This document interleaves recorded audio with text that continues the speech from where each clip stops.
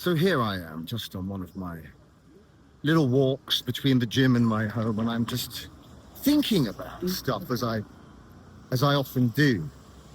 And I was having one of these little debates that I have with myself all the time. I have a lot of debates with myself. And tonight I was thinking about dying, as I frequently do as I get older.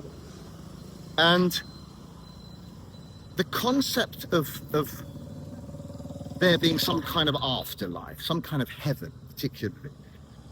Now, I grew up, I was sent to church, so I was brought up as a Christian. So the idea of heaven was something that was always pushed to me. And heaven is meant to be somewhere that you spend eternity, as in the rest of time. And we're not talking billions of years, we're talking forever, infinity. You know, that's just older than the solar system is, because it's eternity. You will be living that life. And there's this concept that people think of life would be unbearable for some people. I find the idea that after death, there's nothing. They find that unbearable. But I find it far more scary, the idea that there is something. And that something even being some kind of heaven. Because I got a few questions, right, that we never seem to think about. We think heaven, eternity, I can see all my relatives and friends, all the good ones anyway.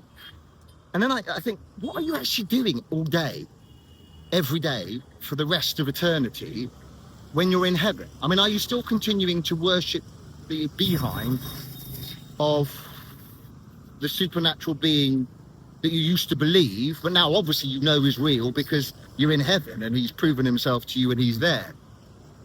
And does nobody at any point, while they're there doing whatever it is they do every day for the rest of eternity, if they're still worshipping this thing that created them, does nobody ever turn round to God and say, all right, mate, just got a quick question?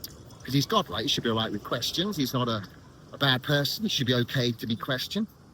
And somebody says, I just want to know, right? I know how we got here, but how on earth did you get here? Nobody think about that and that ridiculous question.